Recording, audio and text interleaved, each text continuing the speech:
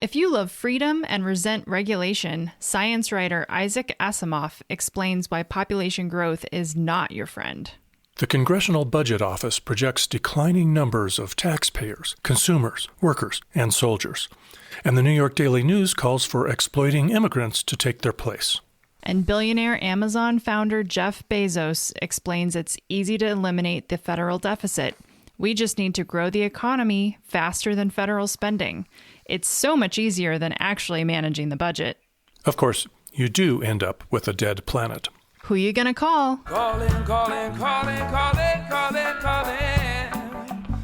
the GrowthBusters. Whoa.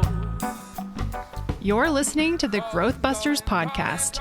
This is the place to get the truth about the unsustainability of unending growth and the scale of the human enterprise. We can all live beautiful lives on a healthy planet. Thanks for joining us and for sharing this podcast to help us bust the myth of prosperity from growth. I'm Stephanie Gardner, GrowthBusters advisor and board member, environmental law and policy fanatic, and sustainable energy devotee. I'm Dave Gardner, director of the documentary GrowthBusters Hooked on Growth, and senior counselor here at the Center for Growth Addiction Recovery. Learn more and subscribe to Growth Busting updates at growthbusters.org. And pitch in so we can keep podcasting. Find the donate link at our website or in this podcast's show notes.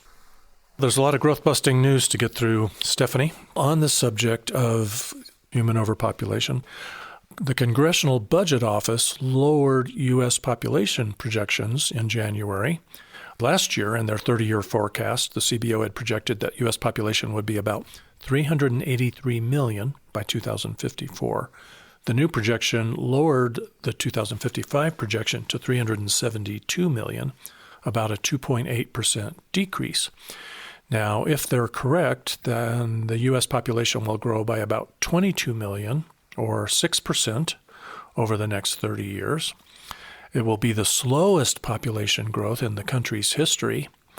And that projection is based on the fertility rate continuing at a very low level, plus a slowdown in immigration that's expected. You can guess why. But as a result of this, the editorial board of the New York Daily News published this editorial. Immigrants fill the birth dearth. U.S. population will crater without newcomers. So here it is. It's the depopulation panic. I'm going to read you just a short portion of that editorial. In an updated projection released this week, the Congressional Budget Office moved up its estimate for when deaths will outpace births, putting that event horizon only 8 years away. Only 8 years away! Ah! Oh my God.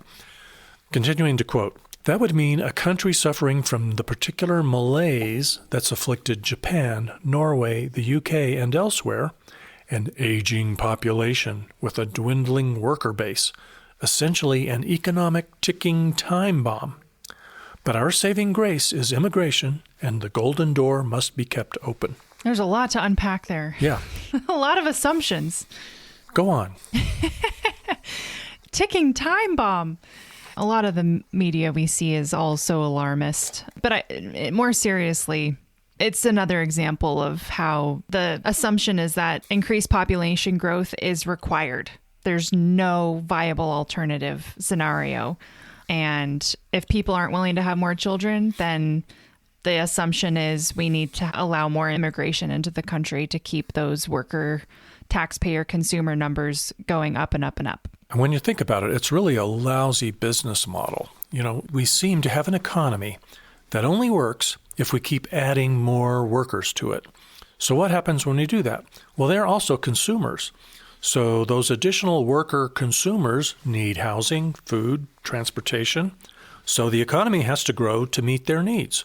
But for that economy to run, we then need to add even more workers. It's really a vicious cycle. And you know what? The rich get richer. What do we get? A dead planet. It's just insane. And there's not enough pushback on this. You know, it gets reported in mainstream media, and people aren't widely questioning this absurd proposition. And I would postulate that a lot of the reason for that is we've got this epidemic of overpopulation illiteracy. People do not understand human overpopulation. They do not understand that the best scientific estimates of a sustainable population that will allow us to have a healthy planet and our children to not inherit a dead planet is under 3 billion when we're at over 8 billion today. It's just not sustainable. It's a collision course. It's a path to apocalypse. It's a suicide economic model. People don't understand that because people refuse to discuss it. It's brushed under the rug. It's a taboo topic. So it's our job to discuss it. So we're going to discuss it so that we can put an end to overpopulation illiteracy. Everyone needs to be aware of it so that they don't fall in line behind these crazy proposals for national or even local policy that feeds this population Ponzi scheme. Population growth is not necessary in order to have a healthy economy, and in fact, it guarantees your economy will be on a destructive path. But also, couples the world over really need to have this information so that they can make really informed, responsible family-sized decisions. Well said, Dad. And I'm reading your notes. I really liked the way that you were kind of phrasing this, which is the purpose of the economy is to meet the needs of the people. That's what the economy is for. So fewer people might require a smaller economy, but that's not a bad thing. Like, why do we think the economy is the thing in charge that we have to just keep growing and growing and growing? It's actually meant to serve us.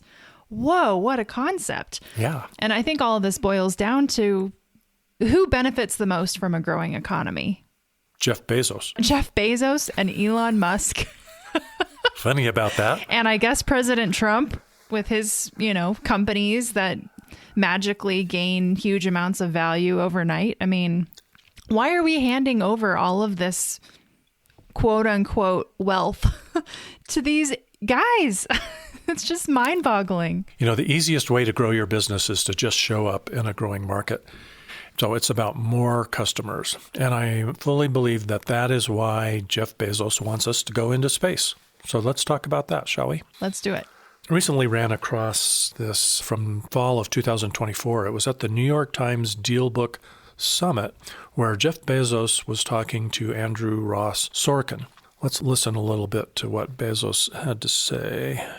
If you look at the deficit and the debt, the national debt, and how gigantic it is as a portion of GDP, these are real problems and they're real long-term problems. And the way you get out of them is by outgrowing them.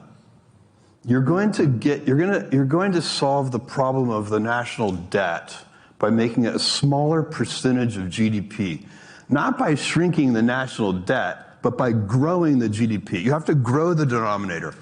And that means you have to grow GDP at 3, 4, 5% a year, and let the national debt grow slower than that. If you can do that, this is a very manageable problem. So we need a growth orientation in this country. This is the most important thing, a growth mindset.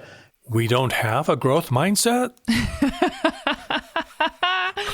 I want to know what a growth mindset looks like if we don't currently have one. We have a growth obsession. That's insane. But, he more perfectly than I've ever heard, explains this disease that afflicts almost every policymaker at local, state, and federal level when they're talking about the budget and growth. Economic growth. It's a much easier way to balance the budget than to actually do the hard work. But, if we're going to do that, we're going to need a bigger planet. A bigger planet or another planet? Let's see what Jeff Bezos had to say about that. We can set up the preconditions where the next generation or the generation after that will be able to move polluting industry off Earth. And then this planet will be maintained as it should be, and can sort of think of it as zoned residential and light industry. And if you want to use large amounts of energy and large amounts of pollutants and so on, you go do that off Earth. And so we get the best of both. We get to have this energy-intensive civilization and use ever more energy per capita and get all the benefits that we get from that, which are many, by the way. You don't want to go back in time. And it's really important to think about When people talk about the good old days, that is such an illusion. That almost everything is better today than it was. Infant mortality is better. Global illiteracy is better. Global poverty is far better. Things really are better today. There's one exception to that. Which is? The natural world. The natural world, if you go back in time 500 years, we had pristine oceans, right, pristine rivers, pristine forests. And that is, that's part of the trade we've made, is we're kind of, we're using up the natural world here. But space has infinite, for all practical purposes, infinite energy, infinite raw materials. So it's a very interesting philosophical choice, because one of the things you're talking about trying to save the Earth. And I was going to say that a number of other people, including, I think, Musk and others, say that we need an escape hatch from Earth, right? We need to all move to Mars because Earth is not going to be saved. Do you see that? No, we have to save. So first of all, there is no plan B. We have to save Earth. So we've sent robotic probes to all of the planets in this solar system. This is the good one. And we must save it. We cannot, look, we can live, we can choose how we want to live. It is not impossible, if you think about climate change and so on, some of the issues that we face here because of the way we're doing things currently. You could imagine a world with enough technological sophistication where we can turn Earth into sort of a giant spaceship, like air-conditioned. It's fantastical. No, I know. But I'm saying air-conditioned planet, and kind of pave the whole thing and turn it. That's a bad future. We don't need to do that. Turning Earth into, taking the whole thing and turning it into a human construct and destroying this natural ecosystem when it's so unique and such a gem, that's not the right way to do it. So we should move all that off Earth. Well, so there were some little kernels of wisdom in there. He seemed to be kind of discounting the natural world. It goes without saying that we're not going to take off the table increasing per capita energy consumption. We've got to have that. So that was a long clip, but I thought it was, really informative. And I'm just going to sum it up by saying the only way Amazon profits can continue to grow is if we keep up that energy consumption, find a way to take care of the natural world here by screwing up the rest of the universe. My takeaway from this clip is that he is delusional. He is so delusional to think that we haven't already paved over the planet. I mean, look at the number of species extinctions and the amount of mammalian biomass and physical land area that we have and atmosphere that we have converted to our own purposes. Yeah. And he's talking about in the next couple generations, setting ourselves up to move heavy polluting industries into space. I mean, if we continue on the current rate and path that we're on, it is absolutely game over on the timeline that he's describing. And so I'm like, what world is this guy living in? We've destroyed our oceans and our fisheries. Like, we're out of time, guys. Yeah, and it's already an air-conditioned planet. It's so hot that the people who aren't living in air conditioning are probably just going to die. Sad to say. Isn't he rich enough? His family has financial security, their needs for food, housing, healthcare, all very secure. Why doesn't he just relax and play more games, read more books, make more love? I'll tell you why. Because he's in a competition to be the richest, to have the most toys, to have a bigger jet, to have more bigger houses.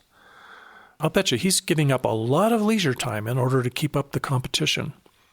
Why can't he just relax? I think most of us could stand to relax.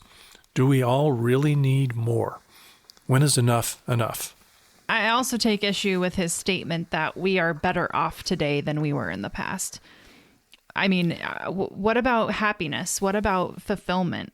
As a kid, you used to take us hiking And now, just a couple years ago, my husband and I did our honeymoon in some national parks, and we had to enter a lottery system in order to be able to do a hike that we wanted to do, because the demand is so high, because there's so many people trying to go do these things. I just really don't feel like we're on a path toward better anymore. I feel like we're on the other side of it. And I can't understand where this guy's coming from. Again, it's delusional. Yeah, his set of metrics were very limited. So really well put, Stephanie. So this reminded me of a parable. Have you heard of this parable before, the parable of the Mexican fisherman, Stephanie? I don't think so. It's been around. I'm not sure exactly who originated it. After I read it to you, I'll share a little bit about some of the credits and where it can be found. But I'm just going to read it to you because I think it just captures really well what's absurd and insane about what we just heard from Jeff Bezos and our interpretation of what's behind that. So here's the parable of the Mexican fisherman.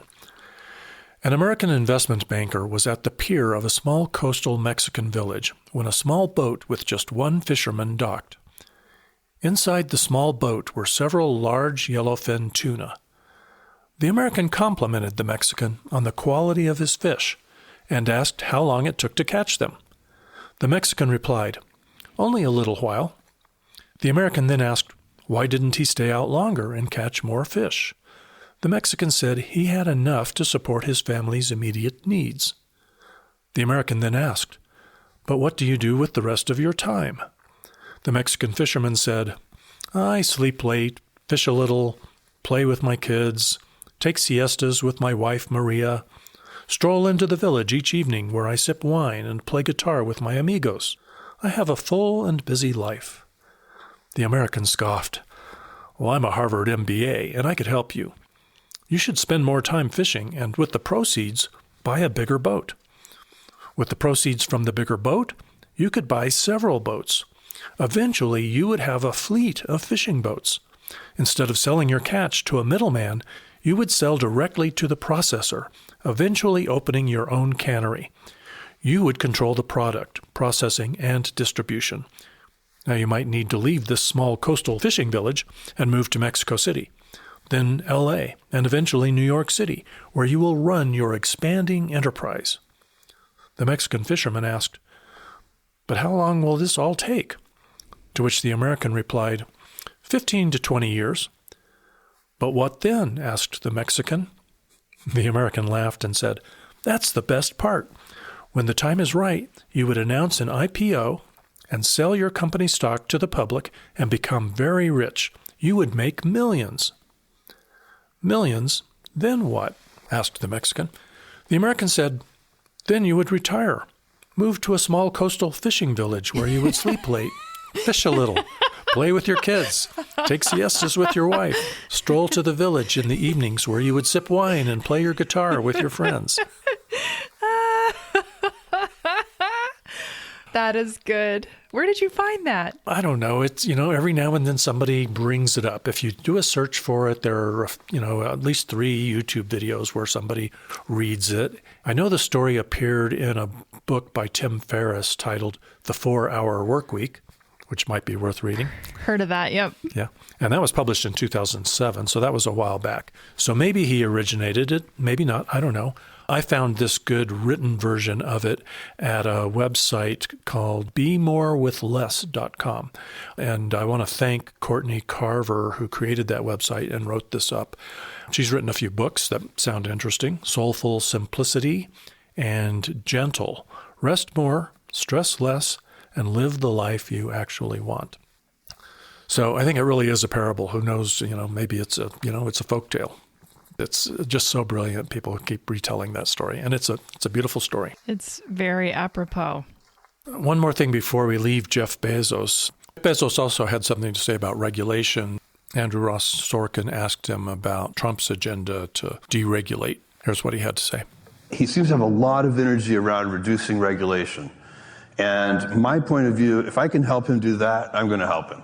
Because we do have too much regulation in this country. This country is so set up to grow. We telegraphed in the tease that if you love freedom and you don't like regulation, Science writer Isaac Asimov has something to say about that. He was famous for talking about this, the price that we pay for human overpopulation. You know, the more we grow our population, the more regulation we're going to need, because we sort of get in each other's way. And Asimov told it really well in this PBS interview with Bill Moyers. What do you see happening to the idea of dignity, to the human species, if this population growth continues at its present rate? It's going to destroy it all. I use the what I call my bathroom metaphor. If two people live in an apartment and there are two bathrooms, then both have what I might call freedom of the bathroom. Go to the bathroom anytime you want to and stay as long as you want to for whatever you need. And this, to my way, is ideal. And everyone believes in the freedom of the bathroom. It should be right there in the Constitution. But if you have 20 people in an apartment and two bathrooms, no matter how much every person believes in freedom of the bathroom, there is no such thing. You have to set up times for each person. You have to bang at the door, aren't you through yet, and so on. And in the same way, democracy cannot survive overpopulation. Human dignity cannot survive it. Convenience and decency cannot survive it. As you put more and more people onto the world, the value of life not only declines, but it disappears. It doesn't matter if someone dies. I think a lot of people don't think about that. Freedom of the bathroom. It's a good metaphor. I'm glad that you brought this up because I went down a Isaac Asimov rabbit hole on YouTube, and he, what an interesting fellow. I feel like everything he says is just very common sense, probably because it's mostly founded in science and rational thought. But anyway, I think what comes up for me when I hear Jeff Bezos talking about deregulation, I want to know what he wants to deregulate. Because when I hear regulation, I hear workers' safety and health protections. I hear keeping toxic chemicals out of our water and food and air. And, you know, what's the consequence of deregulating all of these things? Because they're there for a reason. They're there to protect us. What would it be like if we rolled those things back? Well, you know, some people think that regulation has gotten out of hand, and I guess there are probably some cases where it has. And, you know, California is pretty famous for having a lot of regulation. And I'll just say, well, you know what else they're famous for? For having 50 million people in that state. You wonder why there's so much regulation in California? Because it's pretty crowded. There are a lot of people there. Isaac Asimov explained that. You know, you start to step on each other's toes. What's the saying? My freedom to swing my fist stops at my neighbor's nose, or something like that. Right. But I think California also has a very progressive viewpoint around taking action on climate change. And so, yes, they have regulations about fuel efficiency for vehicles, and they care about the safety of products. And so they have Proposition 65, which dictates what kinds of chemicals are in products and the consumer's right to know what's in their products.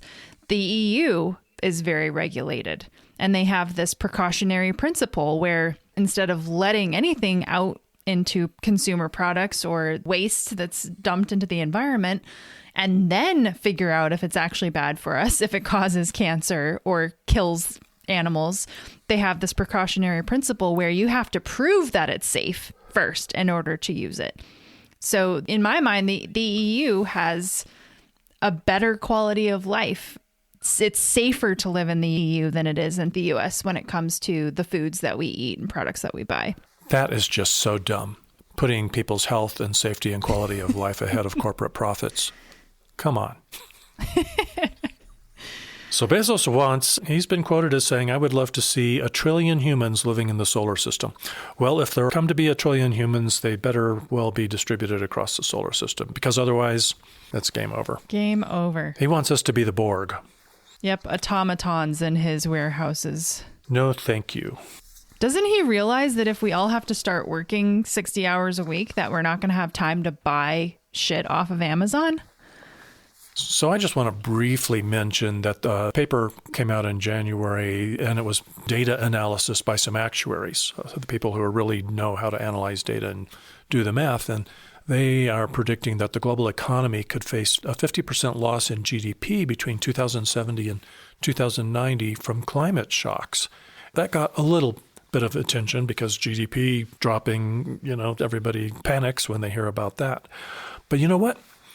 If we also were to contract our population by 50% during that time, then that economic contraction might not be such a big disaster because, of course, fewer people need a smaller economy. But of course, the climate crisis, intoxication of the planet, and some of the other ailments that you mentioned, Stephanie, all of these elements of the polycrisis, they might contract our population for us more by disaster than by design. So there could be more of a matchup between GDP and population.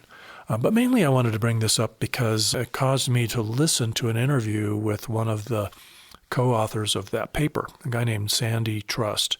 And I'll put a link in the show notes so that you can seek out this interview by Rachel Donald, one of my favorite podcasts called Planet Critical. This episode is called Planetary Solvency, Sandy Trust.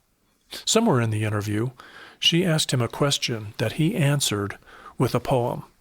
And it just blew me away. So I knew that I had to share this with you. I'm going to read the poem, and don't bother.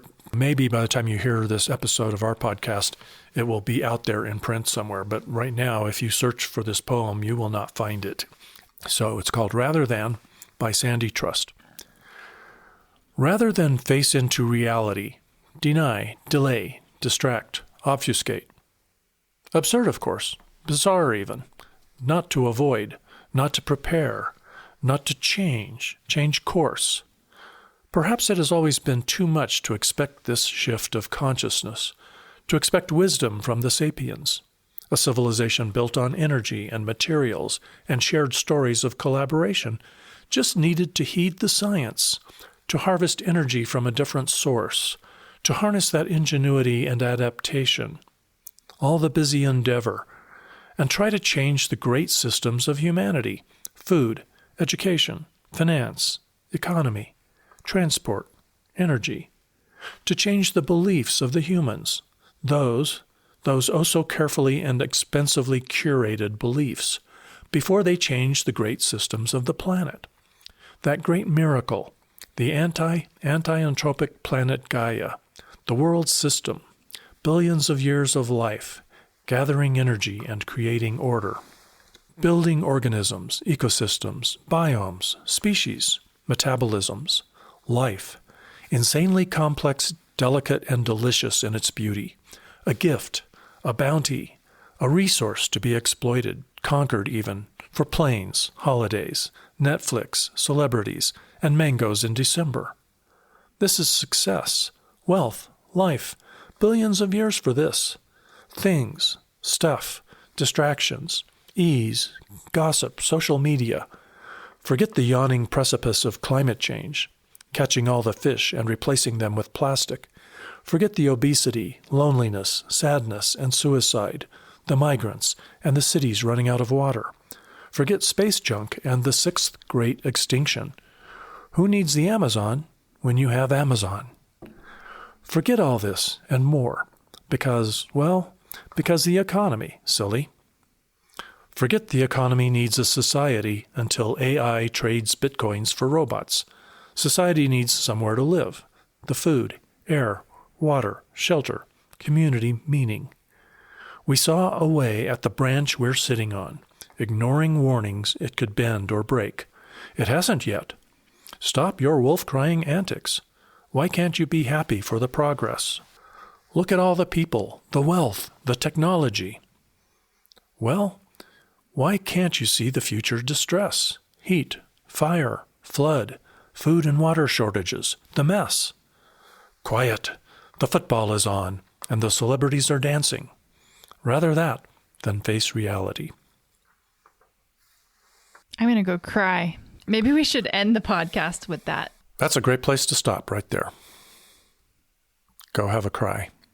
But then get back up. Tomorrow's another day, and we've got a planet to save. Yes, we do. Well, listen, having intelligent conversations about overshoot really is important. So I've said it before, I'll say it again. Please share this episode with people you love or anyone who needs to learn about limits to growth or ecological overshoot. That can include your mayor, your governor, senator, prime minister, president, journalists. In-laws. Not speaking about anyone in particular. Be sure to follow the podcast on your podcast app so you don't miss an episode. And check out the GrowthBusters online community at groups.io. A big thanks to Jake Fader for writing and producing the GrowthBusters theme you hear at the open and close of this podcast, and to Carlos Jones for singing it. Learn more about the issues we discuss in this podcast at growthbusters.org. That's also where you can donate or get on our email list. Well, thanks for listening, sharing, and doing your part. We have a planet to save. Some may dream to pave mountains and streams, but not me. I'm a growth buster. Some may just want more, but don't know what it's for, but not me. I'm a growth buster. Don't want a solution at the cost of pollution. They think bigger is better at the cost of the weather. But no, not us. We are the growth busters. Calling, calling, calling, calling, calling, calling. Call the growth busters.